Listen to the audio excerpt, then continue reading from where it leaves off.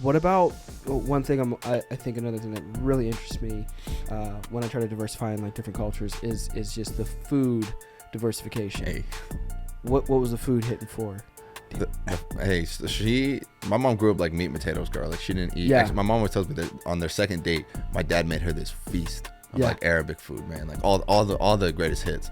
And my mom saw it, was like, I can't do this. This is, she was like, where's my burger and potato? Like, Yeah. my mom didn't know. But dude, fast forward years, my mom's cooking all this stuff, top of the line. I mean, my mom's an amazing cook, dude. Yeah. Like, she cooks all the Arabic food.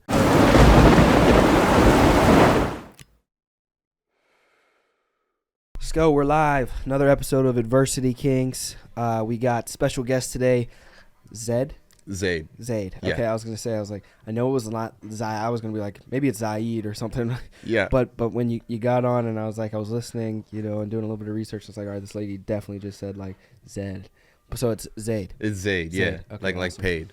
Paid. Yeah. Get paid, Zaid. Get paid Zaid. Hopefully someday, Yeah. bro.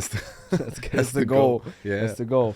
So dope, dude. So I think I came across your page. I recently had a stand-up comedian on, and I was like, this is one of the best podcasts I've ever done, one of the best experiences I've ever had. I love comedy. There's not much I do outside of work, outside of movies, and then I love comedy. You know what I mean? I love to laugh. So I know one of my favorites is Joe Rogan, who I know I saw another guy live too. He used to perform with Larry the Cable Guy. So he's an older dude. I got a picture with him. You know what I mean? Like, Tony Hinchcliffe, maybe? No. This is an older dude. Okay. I've seen Tony. Have I seen Tony Hinchcliffe? I think I saw Tony because I think he was on tour with Joe Rogan. So I actually saw Tony and there was one girl with like the lispy voice. Like she's got like a Kermit the Frog voice. Oh, is and that she makes jokes Michelle about Wolf?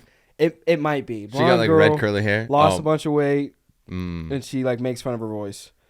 damn. She like definitely implies it being Kermit the Frog, but absolutely love comedy, and I was checking out your shit and everything like that, and I was like, this is dope. You know what I mean? Let me see if this guy will get on. So Hell yeah, man. I appreciate you having me. we had a little bit of a side conversation before getting on, but I wanted to open up with where you from. So I'm originally from Dayton, Ohio. Where's that in relation to like Youngstown? It's like 3 hours south of Youngstown. It's like just north of Cincinnati. Ah, okay. Yeah. Okay, cool. That's like our claim to fame. So- is that we're almost Cincinnati. Yeah, you're almost Cincinnati. How was that with Burroughs going to the Hey Super Bowl? man, Was that I'm cool? I'm still a little heartbroken. I'm not gonna lie. That was I actually flew back to Dayton just to watch the Super Bowl with my family because it was Damn. huge. No, we'll be back. We'll be back. So what brought you to Chicago? Work. So I got a job out here. I went to school in Indiana and then I got a job out in Chicago. I just keep moving west. Where'd you go to school in Indiana? Indiana University down in Indiana. Bloomington. Now, is that the Hoosiers? We are the Hoosiers. I didn't know what a Hoosier was when I joined, man. What is a Hoosier? It's just somebody from Indiana. It's the lamest mascot Okay. I've ever seen. It's just a dude from Indiana. That's our mascot. That's crazy. That's why we suck at sports. Dude, well, the reason I know it's the Hoosiers is because I played with this like small Christian basketball team and they were obsessed with the Hoosiers and they liked Victor Oladipo. He went there, and so we would always we would study or reference the Hoosiers. I don't know if you guys were good at basketball way back in the day or something. Way back in the day, we were pretty good. Yeah. And then as soon as I don't know if I was the bad luck charm, but as soon as I got there, we were just terrible. Done. Just absolutely terrible. Now, did you play sports in college? I did not play sports at college. I Okay. tried to play basketball a little bit. Yeah. I'm not great. I lift a lot. That's like my pastime. Yeah. That's what I like to do. Where do you lift at? Do you lift around here at all?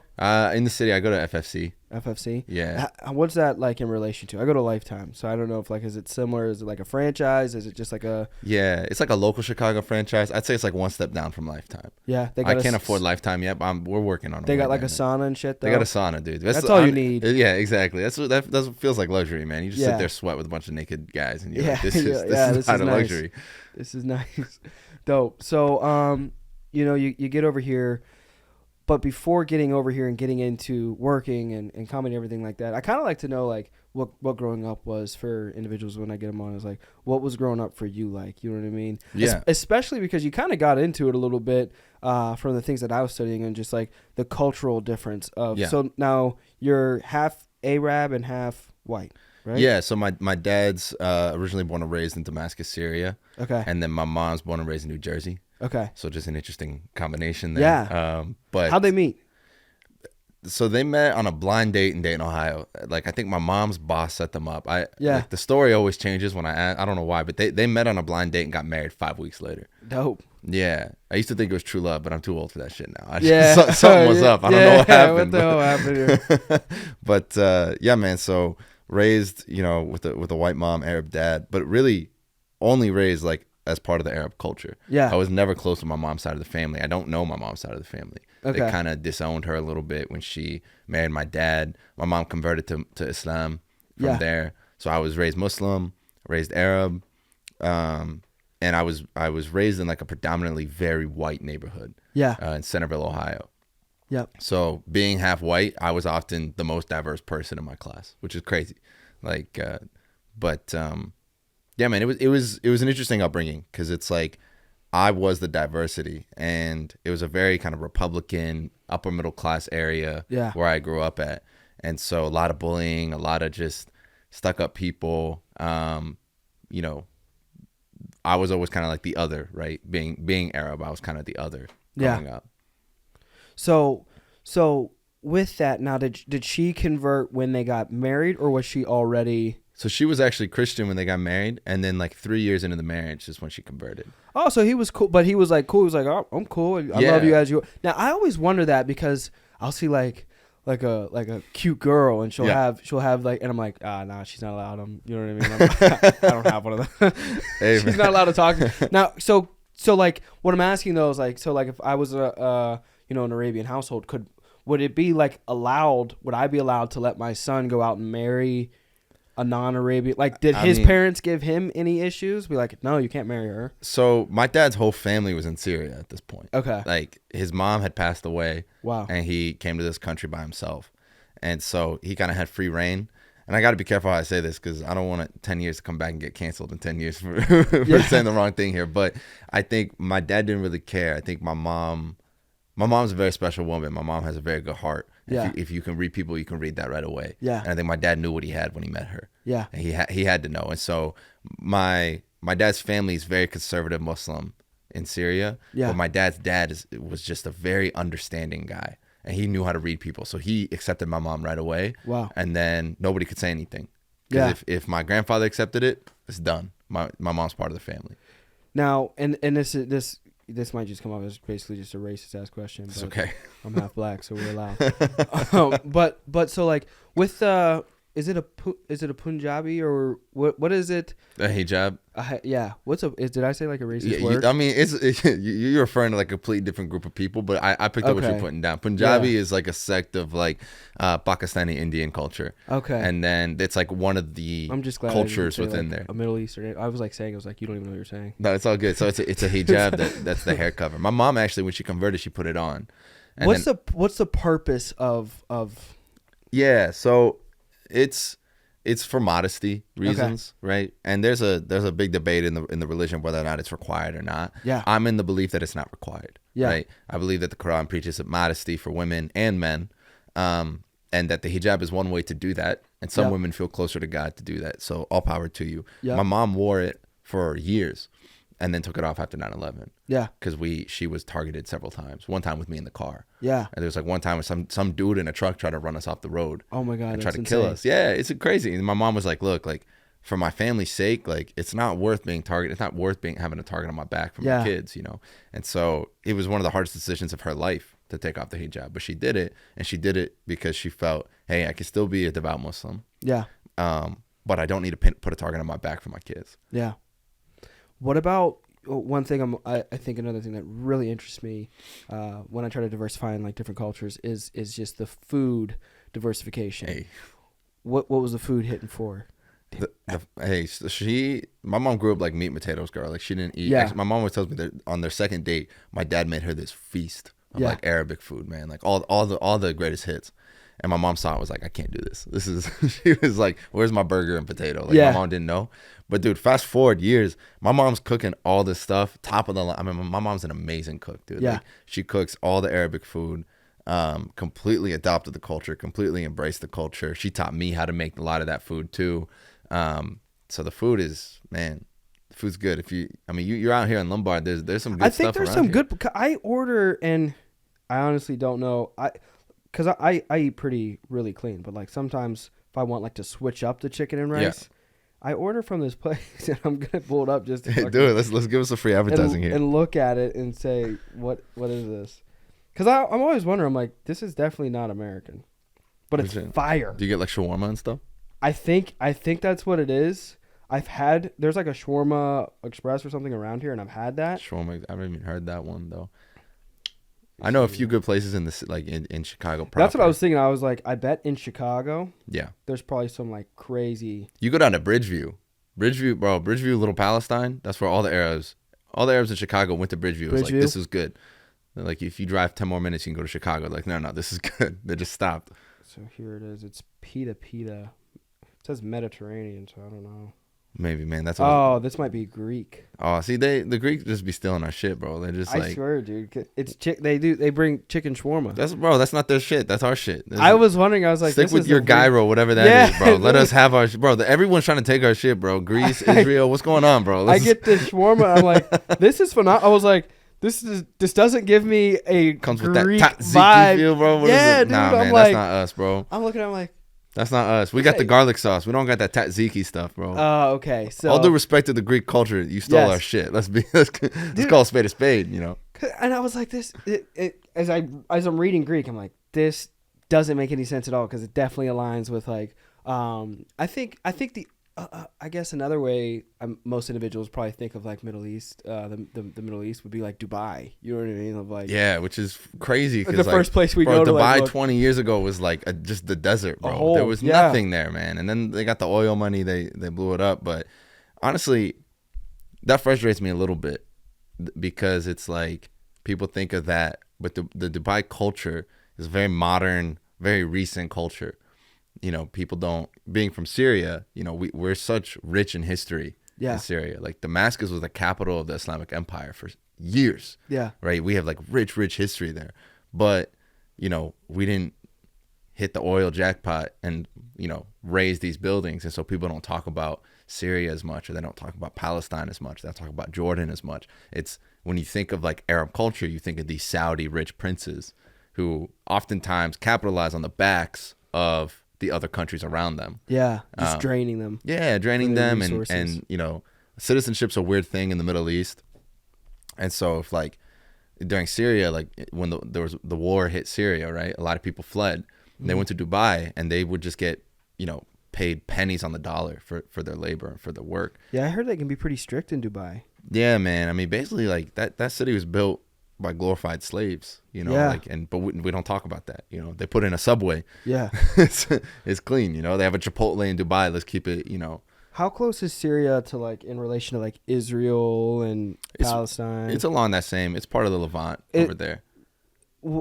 Because I barely know, is like the little war or whatever was occurring in regard to the oppression on the Palestinians, right? Palestinians, yeah. Is that still going on? Oh, it's always gonna go on, man. Yeah, they it's really sad, and I'll be honest, I'm not super qualified to speak on it, but yeah, man, it's horrific. It's the you know, Palestine's been occupied by Israel, right? They essentially stole the land and now occupy it and don't provide the same rights to the Palestinians as they do to Israelis, you know. And a lot of the heritage there, if you look at the Palestinians, their heritage has been there for centuries, right? Yeah. You go back centuries for the Israelis, a lot of them came from Europe.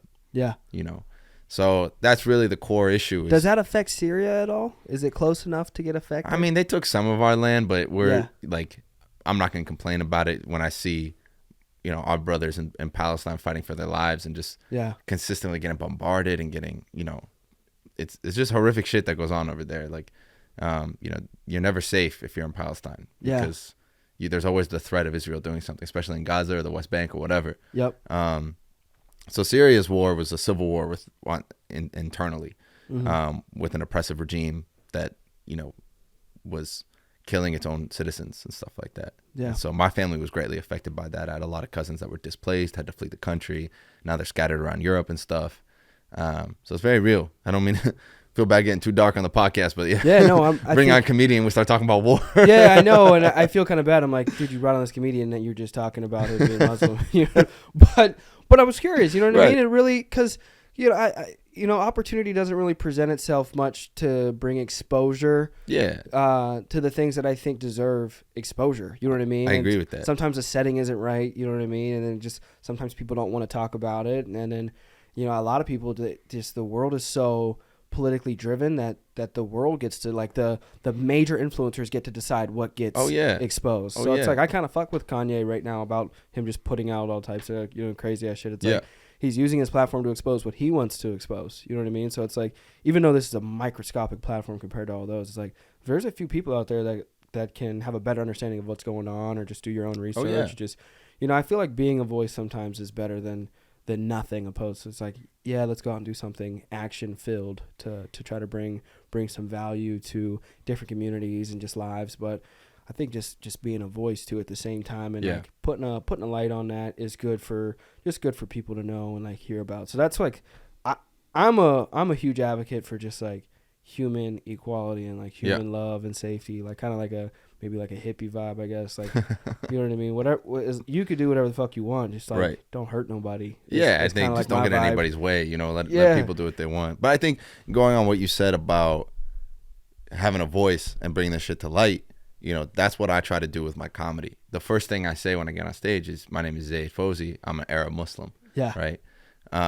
And that's important to me, no matter what stage I'm on, no matter who I'm performing for. I was reading that. It's important to me to make sure that I let people know, hey, this is what you're about to hear. You're about to hear my story. You're about to hear what my people go through. You're about to hear, I always say that my comedy focuses on normalizing the Arab American upbringing. Yeah. Right. I feel like a lot of times we get a little asterisk next to our Americanism. Right. Yeah.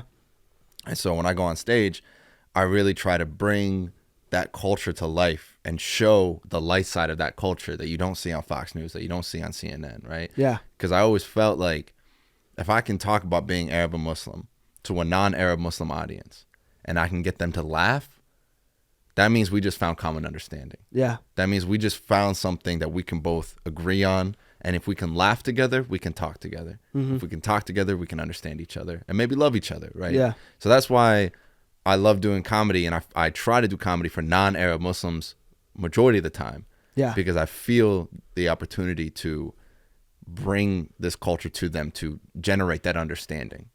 Do you feel accepted by your culture? Oh, yeah. Okay. Oh, yeah. I mean, you're not going to please everybody, right? A lot of people, by the very nature of me doing comedy, you're going to have some super conservative people be like, oh, fuck this guy. He's not one of us. But the vast majority of the culture embraces me and celebrates me and shares my stuff and follows me and supports me. And so I have love for my Arab culture. I always want to do shows for Arabs, but it's very important to me to break out of that niche and bring these jokes about being Arab and Muslim, which is really just me telling my life story to non-Arabs. Like I was in Kenosha, Wisconsin like 2 weeks ago. Yeah. And I did 30 minutes for middle-aged white Christian Republicans, and I'm up there talking about 9/11. I'm up there talking about being Arab and Muslim, and they're laughing. Yeah, and that was beautiful. Yeah, what was 9/11 like? I'm guessing you're right. It was bad. Yeah, but like, it was bad. I'm anti 9/11. Let me make that very clear for the people at home. Anti 9/11. So, but like with 9/11 being Arab and growing up in that, what was that like in your household? I know you said like, you know what I mean? You almost ran off the road. Someone tried to kill you. So it's like, how did your parents though, like, teach you and like explain it to you and like growing up and like reflecting back? And it's like, probably still to this day, you know what I mean? Oh, yeah. People like probably might look weird, be like, oh.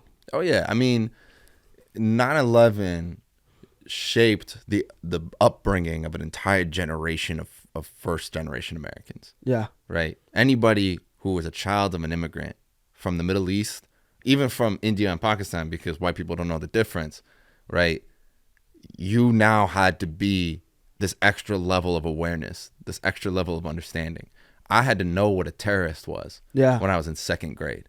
Not only did I have to know what a terrorist was, I had to know that people would think I was one and had to be able to tell people that I wasn't. Yeah. And I had to be able to explain that. That's so weird to be second grade, 8 years old and be like, I'm not a terrorist. Exactly. It's like, I had to have that understanding. My parents had to get me ready early, right, to understand these conversations and understand this situation. And so you know, I got bullied being called a terrorist, you know, so Yeah. many times, bro, being called terrorist or towelhead or other things, like just terrible, man.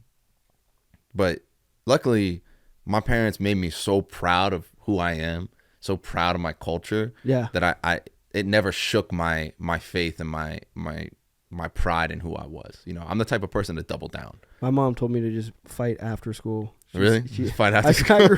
I grew up in a white ass area too. Like we grew up in poverty. I'm half black, so like Okay. I was like you You were explained the your situation. diversity. I was diverse. Yeah. You know what I mean? Like N-word, hard R's a few times. I was like, she'd be like, yeah, just beat him up after school. Damn, your mom had faith in you that my mom didn't have in me. My mom was like, run. And I never really gave a fuck, but I would, like, if a kid pissed me off, like, I'd be like, oh, I'm taking advantage of this. I don't even give a fuck about that word. You could But just swing. I'm just beating the shit out of I'm you. so jealous of you, bro. I'd never been in a fight. I never will be in a fight. I'm telling No, you. it's so stupid. I'd lose, bro. I'd It's lose so every single dumb. time. I've got my shit rocked. I've definitely got my shit rocked. I've rocked some shits, but I think it's humbling. It's good. I think it's necessary for some people out there that have ego issues. But Sure. But I think at the end of the day, love is for sure the answer. You know Man, what I mean? I don't get the point of fighting. Like, best case scenario, so I hurt dumb. you a little bit more than you hurt me. Well, you dude, know? I love watching the UFC. I love fighting. That's different. But it's so dumb. It's like even perceptionally, people might think, oh, you make the UFC, you make it. It's like, I don't. At the cost of what, dude? You're getting your head beat in and like like. When you start to damage your neurological system, Sure. you know what I mean? You're talking about shaving, like, it's the fastest A way to decade just off your yeah, life you're just- expectancy, bro. It's like I would rather just like put a cigarette in every hole and have it just lit up. For real. Like, what do you Just every day? I can't watch the UFC, man. I respect those guys. Those guys are built different. Those guys are warriors. And if the aliens ever come, we send those guys first. I fully believe that. Yeah. But bro, I'm you'll never find me near that shit, bro. I don't want to get hit, man. Like I don't think I'd take it well. I don't think I fall good. You know? Like, Yes. What's your shirt say? it says we'll trade racists for refugees. So low-key, if you don't mind me putting a little bit of a plug, I got some friends who own a clothing company called Wear the Peace. Yeah. And they make this hat, and this hoodie's also available. And it's all about spreading love, spreading positivity, giving back to different countries across the Middle East. They donate a lot of money to different causes in the Middle East. Yes. I know these guys. They're good guys. Where can people buy one? Yep. You can buy it at wearthepeace.com. Wearthepeace.com. They are a local Chicago business. And is it here. manufactured in Chicago too? So you're like Manufactured in circulating Chicago. money in Chicago. Exactly. Dope. You're supporting Chicago. And then local helping out in the business. Middle East also. Exactly. And they're not political. All they do is just want to help people, man. And good. the guys who run it are incredible. They're amazing. They got a bunch of different collections of different hats, different hoodies, t-shirts, and all this stuff. I think I buy something from them every week. Like, That's dope. They're incredible. Yeah, that's dope. So I think I wanted to kind of transition more into, as you're graduating high school and going into college, what made you decide on information technology? I actually went in being like sales and marketing was like my original major. Yeah. Because I was like, I like to talk. Yep. I was like, I like to talk a lot. And then I don't know, man. There was a couple of these like gen eds that we had to take, and one of them was like a Microsoft Excel class, and I was really good at it. And then like I took the next level up, and like they introduced some coding aspects, and I was like, oh, I kind of fuck with this. This is really cool. Like, yeah, I thought it was so dope that like you could be really creative in your own way. You could find your own way to find the right answer. I was always a bad test taker, because they would tell you there's one way to get the right answer. Yeah. And for me, the way my brain works, especially for like multiple choice, they'd be like, pick the right answer. I'm like, I can make an argument for all of these choices, right? Mm-hmm. And so when I kind of got into like the coding and things like that, I was like, man, nobody gave a shit how you made it work as long as it worked. Make it work. Yeah. Yeah. As long as they could hit enter and whatever they needed the answer was going to pop up, nobody gave a shit. So for me, I was like, I'll fuck with this. I can get good at this. And so I just kind of rolled with it, and yeah, man, that was really fun. Now, your first comedy show, you said you did at 18. Do you remember what that was like? Yeah, so I've been performing comedy for like 10 years. I started when I was 15. I did speech and debate, and I did humorous interpretation. So what it was is like you took a play or a book, you cut it down to like 10 minutes, you memorize it, and you perform it as all the characters. Right. Okay. You look like you got schizophrenia for a little bit because you're popping from each character and stuff like that. But you have to bring the story to life using only your body. Yeah. Right. And so I that's when I really realized, like, man, I love making people laugh. I love having a big stage presence, being able to make people laugh. Like, and I was good at it. Yeah. And it was the first time where I was like, damn, I think I'm just naturally good at this. Yeah. Because I told you I wasn't good at sports, you know, like I wasn't like the smartest kid in class or anything like that. This is the first time I was like, I can make people laugh. I could put smiles on people's faces. And so in the back in high school, I was always kind of watching stand-up, listening to stand-up, learning. I just learned everything I could about stand-up, but I never really had any intention to do it. And then my first week at college, my dorm had like a talent night, and some of the guys I had just met as a joke signed me up to do stand-up because they knew how much I loved it and how much I talked about it. Joke's on them, man. I had some material written already, and I did it. And man, to have people laugh at something that I wrote, and it was a story about me. The story is about how I found out I wasn't white in 5th grade. Yeah. Right. And so I wrote this bit, and these people are laughing, and I was like, damn, this feels good. Yeah. You know, I wrote this, and this is my story. And so I was like, you know what?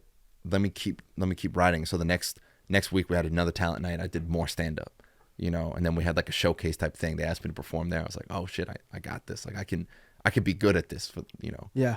I felt like at home on stage. It was amazing. Who do you think you look up to most now in comedy? I think it changes depending on the mindset I'm in. So right now I'm watching just a ton of Bill Burr. Yeah, that's funny. I brought that up then. Yeah, because I love his ability to analyze everything. And he's so abrasive with his stand-up, but in a way that he gets you to agree with him. Yeah. Even if you disagree with him, you got to sit back and be like, damn, he's making points. Yes. You know? And I think that that's incredible. And so I'm at a point in my stand-up now where I'm trying to pivot my material to be able to do more social commentary. So I'm watching a lot of him. I'm watching a lot of Louis C.K. But I would say, for me, as far as stage presence goes, as far as my biggest inspiration in comedy, as cliche as it'll sound, and I think I have a good reason for it, it's Kevin Hart. Yeah. I mean, this man, people see Kevin Hart now, and they don't know where he started. They haven't seen him grow. I mean, not literally, but they haven't seen him grow to the size that he is. Taking shots at Kevin Hart. I know. But I remember watching his first special. I think it came out in like 2008. I'm a Grown Little Man. Yeah. It's one of the best specials I've ever seen before in my life. And people probably don't realize, like, 10 years before that, he was probably grinding out, dude. writing material, doing shows, not getting paid. And I think a lot of people think that just as soon as you make Hollywood, you get paid. I was watching a documentary on, because I fuck with Marvel movies and DC movies a lot, and I was watching a documentary on Jason Momoa, I think it is, the Aquaman dude. Big dude. He was broke doing Aquaman. Yeah. You know what I mean? Like, he had been in Hollywood for a few years and had like some decent roles and things like that. And it's like, people don't realize, like, overnight success stories are completely false. You know, and the only overnight success story that you can have is if you inherit wealth.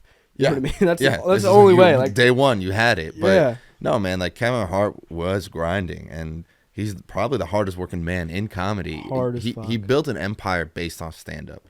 And so his stage presence, I encourage everyone, go watch I'm a Grown Little Man. I don't care how much you got to pay for it, go watch it. I own it on DVD. Yeah. And I think his stage presence, the way he brings the stories to life, the way he interacts with his audience, he looks like he's having so much fun. You can't help but smile along with him. And it's so well written. It's just killer joke after killer joke after killer joke. And he put out 3 of those specials in very quick succession. He put out I'm a Grown Little Man, he put out Seriously Funny, and then he put out Laugh at My Pain, which changed everything. Yeah. Laugh at My Pain is really when Kevin Hart became Kevin Hart. That's another incredible special. And so people see him do these massive arenas now. They see him do these football stadiums now. And maybe the quality isn't what it was, but we can't forget where he started. Yeah.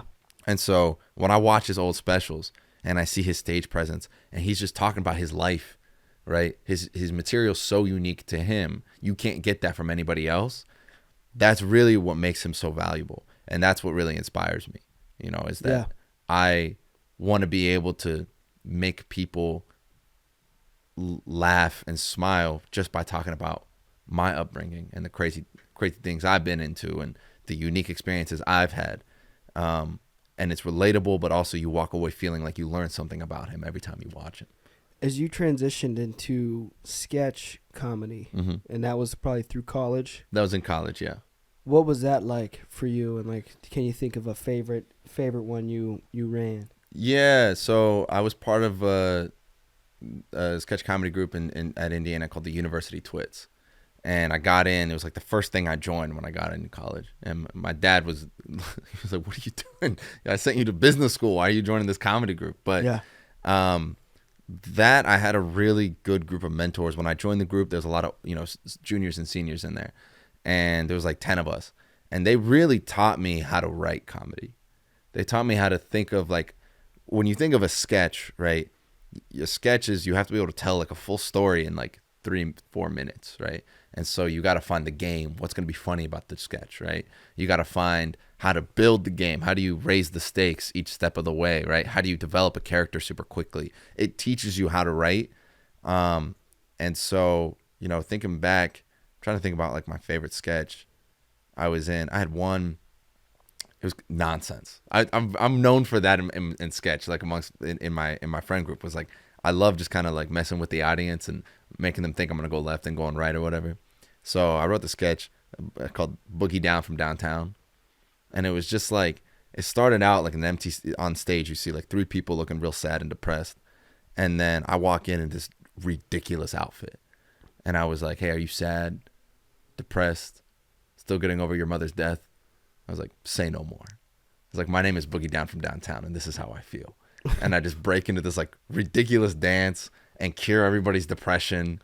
And then like I did this throughout the show like 2 more times. So like the second time it was like a war happening, and I stopped the war and I made the 2 sides come together because I was like dancing.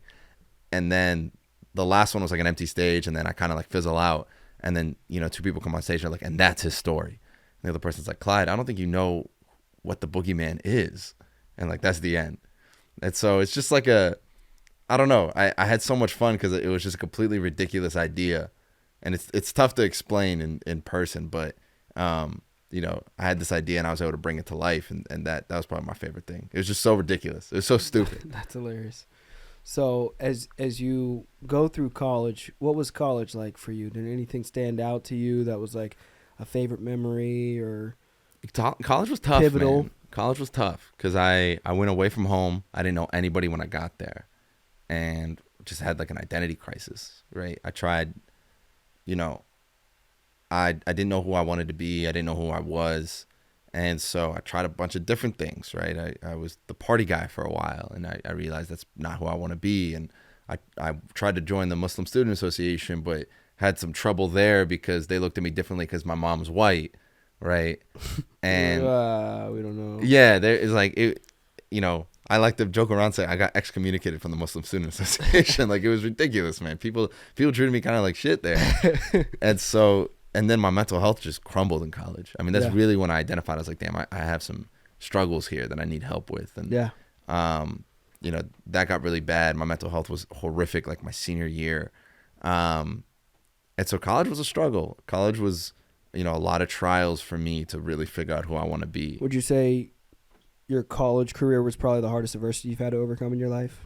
Probably, just because I had to overcome myself. Yeah. I didn't know who I was, and I didn't love myself. Yeah. And that's tough, man, because you can't, until you figure out who you are, until you are able to love who you are, you really can't move forward in life. Yeah. You're always going to get in your own way. Completely agree. So for me, really, it's only been over the last maybe year since I've really dove back into stand-up and really gave my all to it, that I've really learned what it means to love yourself. Yeah. And to clarify, I think loving yourself isn't thinking you're the shit. It's not thinking like, oh, I'm the greatest thing since sliced bread, I'm the coolest dude out here. That's self-interest, right? That's self-infatuation. Loving yourself is, loving yourself as if you love somebody else, wanting what's best for yourself, putting yourself in position to be happy. And what that looks like is taking care of yourself, right? Like making sure I make sure I eat healthy. I go to the gym, right? Take care of my body, and then take care of your mentals. I started going to therapy, processing the shit that I struggled with, the bullying growing up, the trials and tribulations in college, going to therapy, taking care of the mentals, and then surrounding myself with good people. I didn't have good people in my life when I was in college.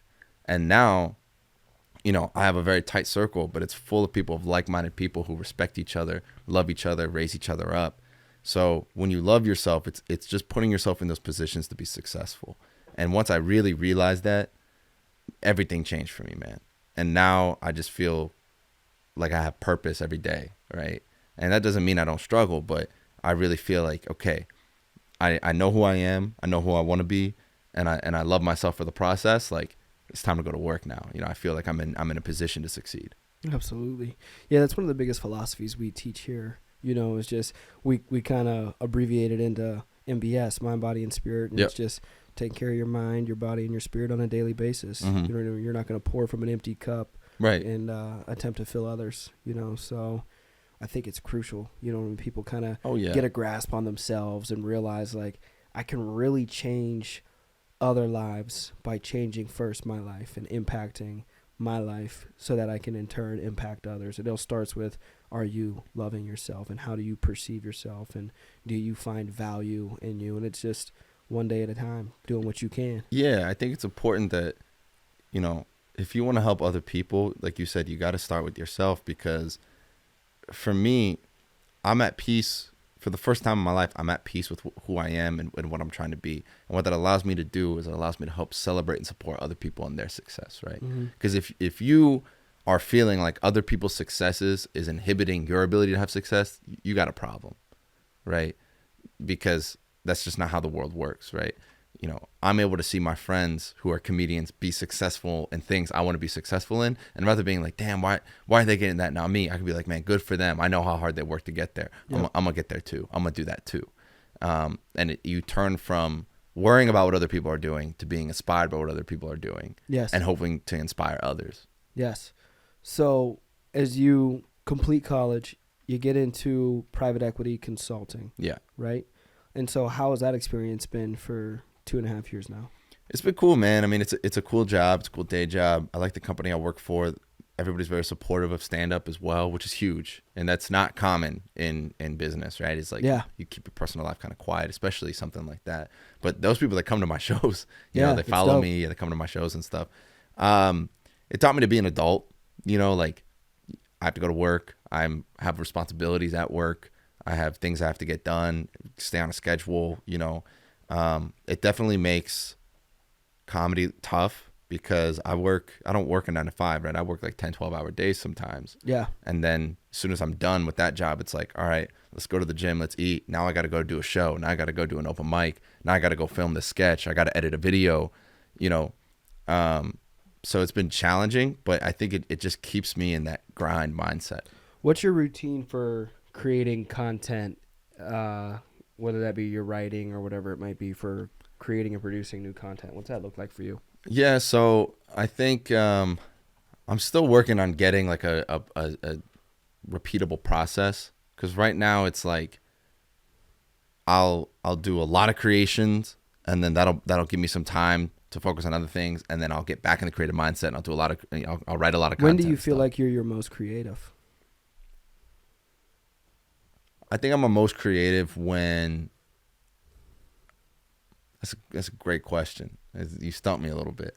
I think I'm most creative when I'm able to just focus on my routine, which is like when I'm eating healthy, when I'm able to get to the gym on a regular basis, when I kind of have my routine down. Your systems feel in check. Yeah, when all my systems feel in check and I'm not out of balance, I feel like, all right, I can kind of go like muscle memory almost now, and which allows my brain to kind of process a little bit more and keep going. Yeah. So for me, it's like I had like a big run of shows over the last like 2 months, like big shows for me. And so I was just so focused and locked in on getting my material ready for those shows that I wasn't really writing the material, because I really wanted to hone in on what I was doing, right? Now that those shows have kind of passed and I have a little bit of a lull where I have kind of lower pressure shows and I'm just going to open mics, I feel like I kind of had the freedom now to start playing around with new material and start playing around with new concepts and things like that. Yes. Now, up until this point, what's your favorite memory in life? My favorite memory in life? I don't know if it's necessarily favorite, but it's a recent memory that I really cherish is, in January, I'm part of a stand-up comedy group called Terminal 5 Comedy. Yeah. 6 comedians. All of us are Muslim, in our mid-20s, pursuing comedy. We love it. We decided to produce our own show in January out in Oak Park, and we rented out a theater, and we sold out the theater, like 210 seats. Damn. You know, a lot of people that we don't know, but this group had been together for a while. I'm the newest member, and so they let me headline. I closed the show. I did like 25 minutes of the show, and this beautiful theater. It was amazing, and I had my entire immediate family in the audience. My mom and dad came from Dayton. My sister came from Indiana. My brother and his wife came from DC. My cousin came from Columbus. My best friend came by his girlfriend, and they were all there to support me. And it was just this beautiful moment where I got to go do what I love for the people that I love. And it was the first time all those people were in one room watching me do comedy. Yeah. And it was amazing, man. Like being on that stage for that 25 minutes was like, if that's the highlight of my career, like, you know, that's sad, but it's also like I can live with that because it was just such a beautiful moment for me. It was like, damn, all these people are here to support me in my dream. Like, how do you not feel grateful? How do you not feel humbled in that moment? So for me, that's maybe it's just because it happened so recently, but that's definitely one of the highlights of my life. Now, do you have, and you don't have to share it, do you have a favorite bit up until this point? I do. I have a favorite bit. I will never release it online until my first special because I just love it so much. But I can tell you the name. It's called Nasser's Meat Shop. What is it? Nasser's Meat Shop. Nasser's Meat Shop. And I'll give you the intro. Basically, Nasser's Meat Shop was a local Arab butcher that I grew up going to. Okay. And there was just no health codes at this place. Like, I can't wait to hear this. So when you drop your first special, dude, I need this sent to me. I got you. I can tell you off air. I'll show you. I'll show you it off air. I'll show you. Dope. I'll give you a little preview, but yeah, I'm just holding on to this bit. I do it. It's my closer right now. Yeah. You get. Is that like do you get the best reaction from your favorite? Also? I get the best reaction and the most consistent reaction. Okay. It's a good joke. Like I feel comfortable saying that. It's a good joke. This one's a good joke. Yeah, because a lot of it's true. There's a big part of it that's true. Yeah. And obviously, you know, you can exaggerate a little bit, but the Nasser's Meat Shop bit. Yeah. If anybody who's listening to this comes and sees me, the Nasser's Meat Shop bit, I will do it at that show. Yeah. You'll now, how do you get people not to record? I mean, when I went to the Rogan show, I had to put my phone in a fucking like. Oh my god, dude! I actually got it out. You did? Yeah, I felt horrible. I was like, the gods of comedy are gonna strike me down. Nah, it was literally like a prison wallet thing that they had us. Like, oh really? They had us put our. It was like magnetized. That's interesting. And you could. And you had to go through security or whatever to get out. And I was like, I didn't bring a phone in. Oh, when I that's smart. That's a smart way to get out of it. I don't necessarily worry about it. Most of the clubs we go to pretty respectful. Are very respectful. Most of the audiences I perform for are very respectful. Yeah. Plus, like, you know, I got a couple thousand followers on Instagram. I know no one's gonna leak my material. You know, not yet. I'm not there yet. Yeah. But it's just important to not record because, you know, especially where I'm at in comedy, my material's always growing. It's always changing. It's always developing because I'm developing. I'm getting better and better. And so I don't want someone to record me from a joke 2 years ago that in 3 years is going to be 10 times the joke it was 2 years ago. But somebody already dropped that online, and so now I can't do it anymore. Yeah. And, you know, headliners and successful comedians, they don't want people recording because a lot of times they're going to work on their joke in an effort to get to a special, right? And they don't want to burn that material early because somebody drops it, you know, online on Twitter or YouTube or whatever. That happened to Louis C.K. when he was trying to make his comeback. Somebody recorded his set that he was working out new material and just released it online. And it was a rough set. He was still working through it, and there were some offensive jokes, and he got canceled again, you know? And it was like, man, this guy, he can't catch a break. I mean, that's fucking hilarious. If he stopped jacking off in front of women, maybe that'd be a solution, but that's a great place to start. So what are some passions outside of, you know, everything you got going on in your life right now with work and comedy? Do you have passions outside of those? Oh yeah. So we were kind of talking about before, I'm very into health and fitness. Yeah. I'm very into working out and lifting and trying to get the most out of my body and seeing what I can push myself to do. What do you like doing right now for your diet and for your workouts? Yeah, so for my workouts, I kind of do a 4-day split where I do chest and tris, back and bis, legs, and then I'll do like a shoulder day that's also got a lot of core and cardio mixed in as well. Yeah. So that's kind of where I'm at there. And then diet-wise, you know, I tried to get into the whole measuring thing, and I was just like, I can't. Yeah. I was like, man, I'm hungry. Like, you get hungry. Yeah, so I respect people who can do it. For me now, I just kind of, I cook a lot of my own food. Yep. I eat a lot of whole foods, you know, so I try not to get anything processed. Yeah, same. You know, I try to make all the food that I'm gonna, you know, I'll get the chicken, I'll get the rice, I'll get the vegetables, and put it all together and stuff like that. So diet wise, that's kind of what I do. Unless I get that shawarma today. Hey, there you go. I got one. After this, I'm gonna hit a salmon and rice, but my assistant's not here, so she gets back. She does my meal, so she'll measure. Okay. She measures everything out. Oh, that's does nice. All the measuring and all that shit. And I was like, I just started to like really extensively get into the dieting outside of us being young, and if we wanted to, we'd probably eat whatever the fuck we want. Yeah, still look fine. But I feel great. You know what I mean? Like 4 or 5 months into like just really trying to avoid all processed foods, and really just I have a nutritionist. I just follow what he says to the best of my ability. That's helpful. That's really helpful. Yeah, because I was in this place. I told you we had that show in January, and so leading up to that show, literally every night I was hitting open mics, just going. I had the competition at Zany's the last couple weeks. Yeah. So I'm just going. Like I got out of my routine. I was not eating healthy. I was eating out a lot. I was eating sleep late. Sleep is vital too. Like, I wasn't getting any sleep. Yeah. Sleep and is so huge. I kind of everything. I kind of felt sluggish. I kind of didn't feel good. So the last few weeks, man, I've just completely revamped my diet. I've been cooking again. I've been meal prepping. I've been doing some measuring and stuff like that. Very careful about what I put in my body. And I feel much better now, man. Just like mentally feel way more clear. Yep. I just feel lighter, you know. Yeah, it feels good. What about anything outside of health and fitness? Is there anything else you like doing for fun or? Yeah, so you know, I'm a pretty devout Muslim. Yeah. I'm pretty into my faith. I think that's a really cool. It works for me. What are some cool aspects of like the Muslim faith? Yeah, I think because some days I'll see like there's a building literally right down the road, and I'll see what's the outfit? There's a couple different ones, but like the most traditional ones, it's called the Dlabik. A Dlabik? Am I saying that right? You were very close, honestly. I'm not gonna try it again. No, you can if you want.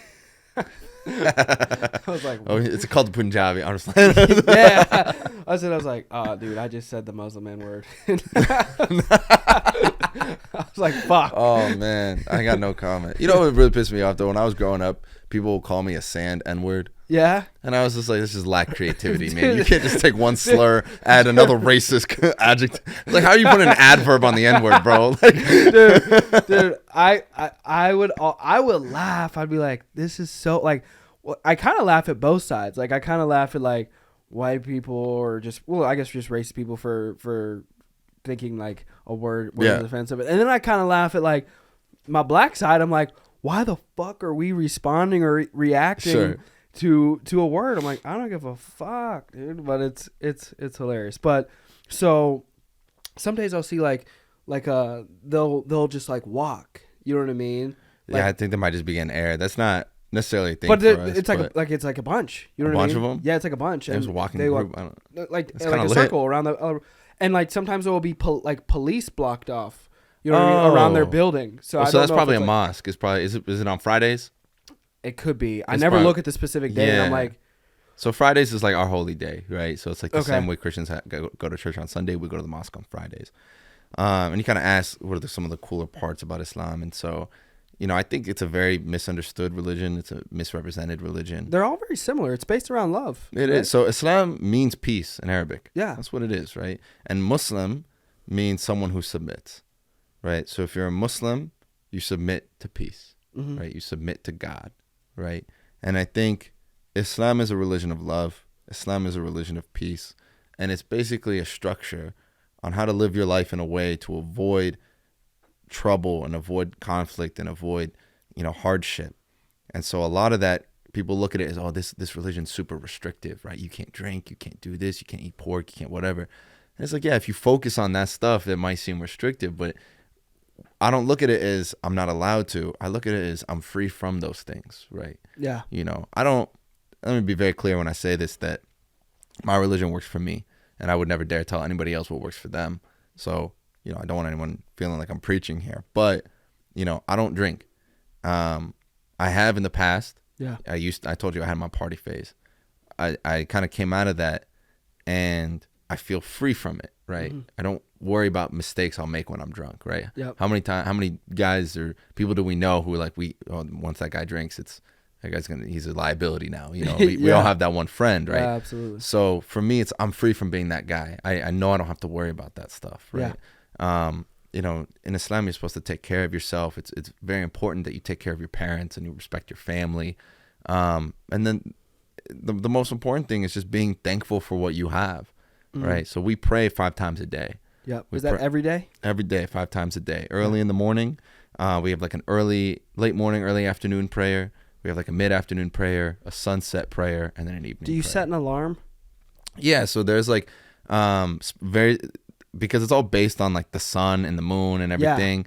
Yeah. There's like specific times. So literally it would be at like 8:53 or whatever, right? Like I think the morning prayer this morning was at like 6:45 in the morning. I want to say something around that time. So who is in charge of letting everyone know, like, hey, here's what time our prayers are? So, I mean, in the old times, you had have people like watch the sun or watch the moon or whatever. Yeah. Now we got satellites who do that shit for us. Do you have like an app that's like, hey, yeah, so I use an app called Muslim Pro. That's dope. I'm pretty sure they're stealing my data. I read something about it the other day, but it's okay. It's for God. Yeah. It's the data for God. I'm open for it. I be thinking that all the time. I'm like, I don't care what my phone sees. Oh, yeah, but just take it all, bro. That's what people are thinking. Like, they put microchips in the vaccine. I'm like, bro, we got microchips in our pocket, bro. Like, I'm not worried about it. What is the praying towards the sun or away from the sun? What is that? Yeah, so we pray towards the structure called the Kaaba.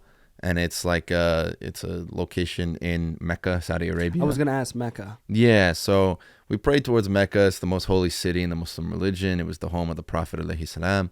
And so, we pray towards that. It allows all Muslims to pray towards a single object, which allows us to kind of have a little bit more unity. Yeah. Right?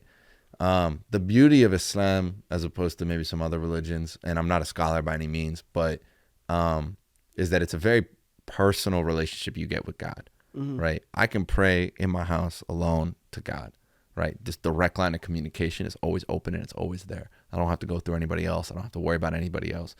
I have my own relationship with God to the point where, like, my mom used to always say, when I was very young, she used to be hard on me. Make sure you pray, make sure you pray, make sure you pray. But now she's like, you're an adult. This is between you and God.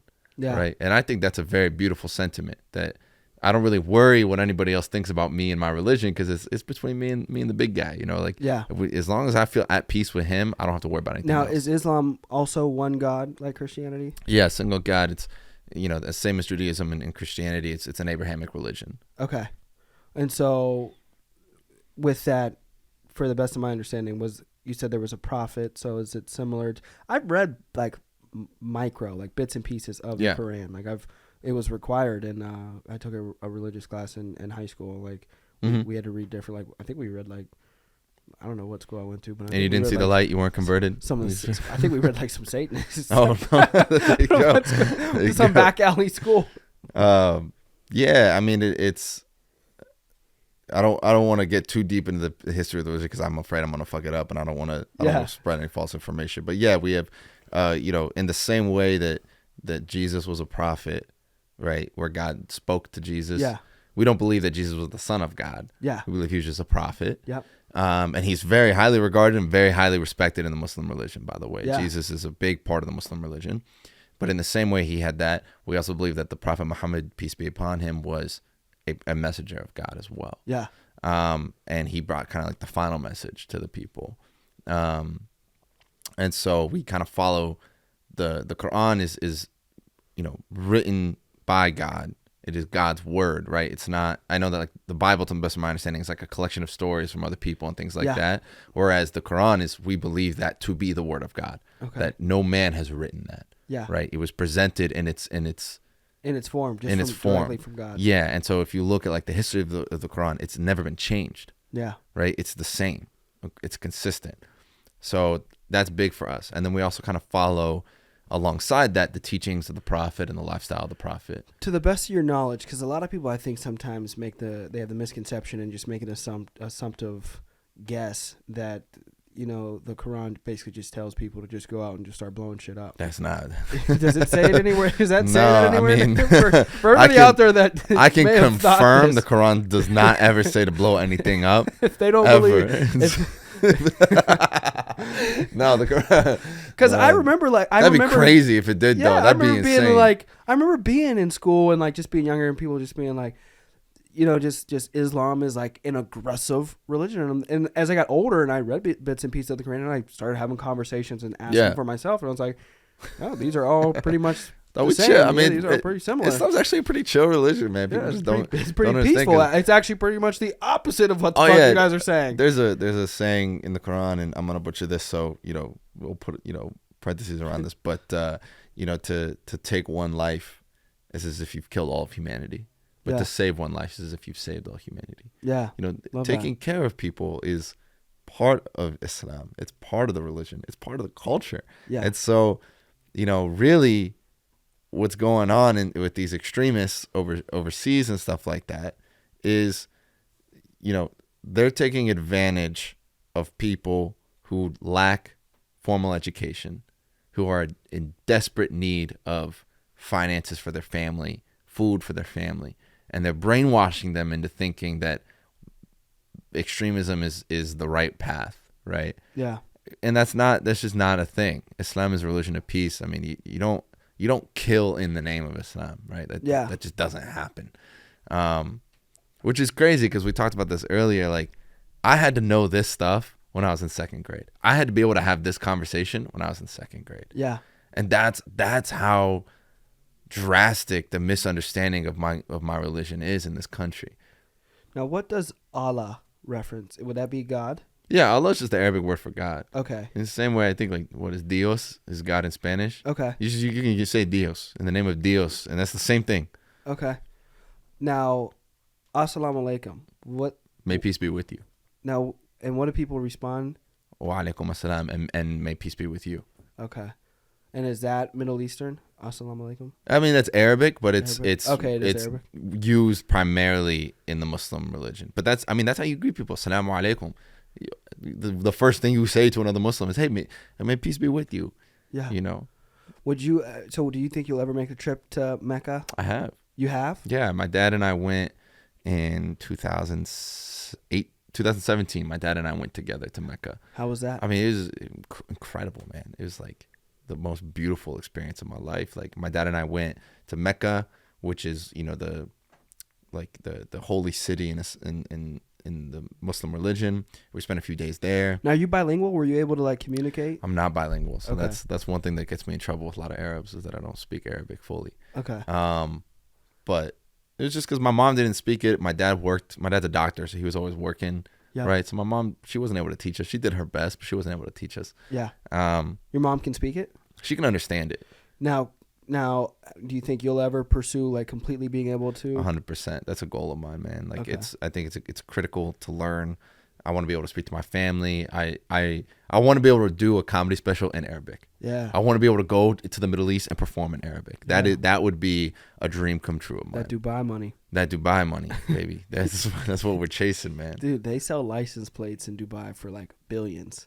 Man, the well stat. I watch a lot of documentaries. So well status over there is to have the least amount of numbers on your license plate. So your license plate be number one. So the dude who had number one is just it's like an $8 billion license plate. Jesus Christ. Absolutely, it's insane. It's insane. Spend your money on other things, bro. Do you know do you know what kind of position you got to be financially to be I got the number 3 license plate? Yeah. Why, bro? It's an extremely important. It's almost like a relevance thing as well. People won't entertain you if you don't have a lower number. I'm never license. going to that fucking country, bro. Fuck that shit. Hey, buddy. I'm not fucking talking to you. You got that high number license bro, plate. You got 101? That's your license plate? Get the fuck out of here, bro. Hilarious. I wanted to ask, I love movies. Do you have a favorite movie? Favorite movie? I got a few favorite movies. I'm a big movie buff. I watch a lot of movies. Yep. I think obviously, as stereotypical as it is, The Dark Knight. Yeah. Great movie. A Few Good Men, I think, is one of the best movies ever made, dude. A Few Good Men. It's got Tom Cruise. He plays a lawyer. It's just the acting in it is so. It's incredible, man. That movie's incredible. And there's an older movie with a young Patrick Dempsey called Can't Buy Me Love. And here's the thing, I'm an emotional guy. I'm a sucker for a good rom-com. Yeah. So I love this movie Can't Buy Me Love. It's got Patrick Dempsey was like maybe 18 when he played in it, bro. Damn. It's like I think it's made in the 80s. I cry every time I watch it. I cry. Now, do you have any favorite books? Favorite books? Yeah, one of my favorite books that I read. It's a very short book. I'm a big fan of Russ. I don't know if he's a hip hop artist. I don't know if you know Russ, but he wrote a book. Yeah.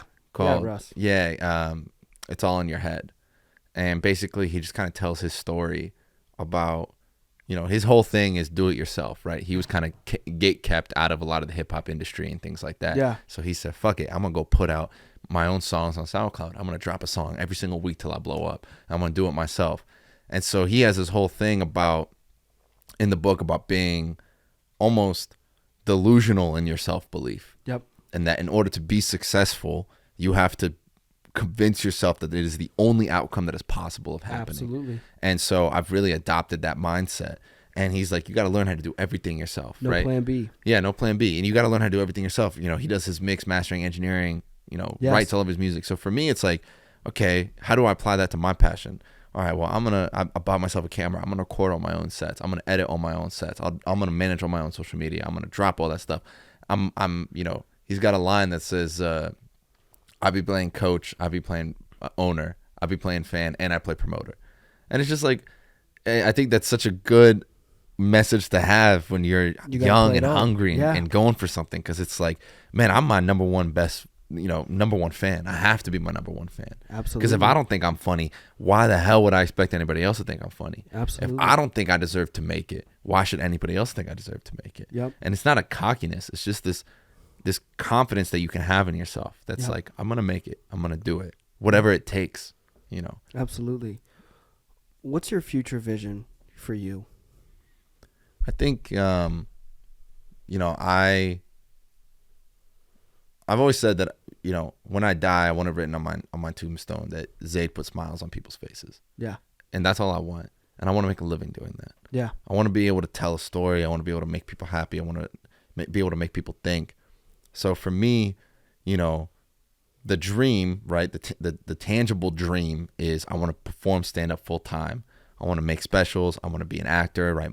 Be in movies. I want to be a writer. That's what I want to be.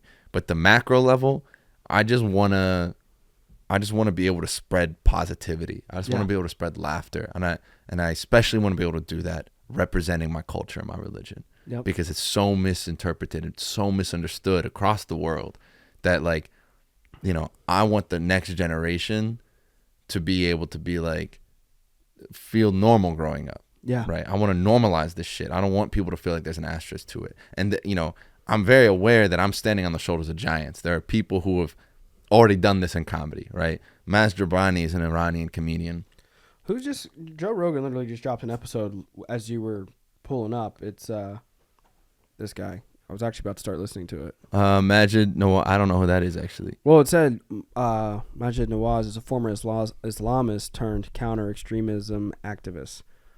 So I don't know, but it just a diversification on publicity. You know what I mean? On just people getting out there and putting, again, like we opened up with, just a voice out there of for me, I get tired of old shit. I want to hear new shit. I want to hear from different corners of the earth, and I want to hear what's your perspective on the world and how we treat people. Yeah, man. What's your religion? What do you eat? What do you think like? Exactly. I'm the first generation of Arab Americans to grow up in a post 9/11 America. Yeah. Right. I was 4 years old when 9/11 happened. Yeah. My entire childhood took place after 9/11. I'm the first generation that happened to. Yeah. And so I'm in this, my generation of people is in this really. Did parents ever say their kids couldn't play with you?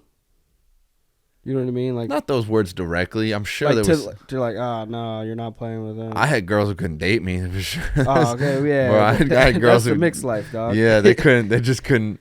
I remember I had one girl in high school was like, how would I explain to my kids that I did it a Muslim? I was like, bro, what are you talking about, bro? I'm just trying to make out after school. Yeah, what are you doing? White girls are saying I was like, why are you worried about this, bro? So relax. First of all, like, my dad said I can't talk to you. I know. Fuck your dad. No, yeah, there are girls. I remember, like, you know, the girls couldn't date me. That was really the only thing. I don't think any parents were that concerned. But parents hated me.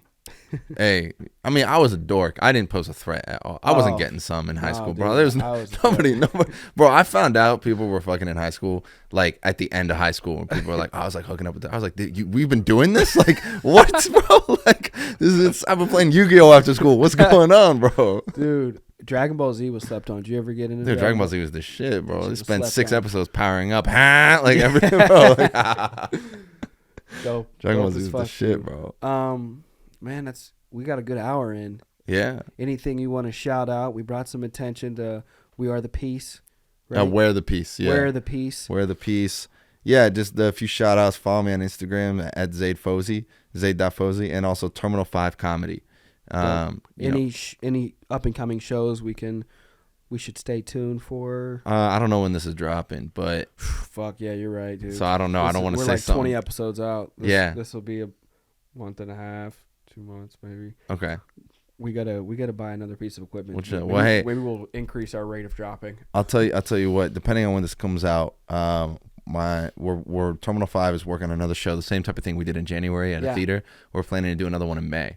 Dope. So we're working towards that. So if this comes out any time before May, it should come out like probably April. I would imagine this would drop April. And my birthday's April 21st. So if you want to drop it on my birthday, yeah, we can put a note in, just try to have it drop before April 21st. I'll tell Sarah. But yeah, we'll be putting together another show in mid-May, late May. We haven't finalized logistics at all. We're still kind of working on that, but I'm sure I'll have some stuff coming. I'm hosting at Zany's May 13th and 14th. Zany's downtown in Old Town. Dope. I'll be hosting that weekend, 4 shows. Dope. So come see me there. But yeah, follow me, and I appreciate you having me, man. This dope. This I like was it dope, a lot. brother. Thank you for coming on, Zaid. Absolutely. Thank you, man. Appreciate it. Just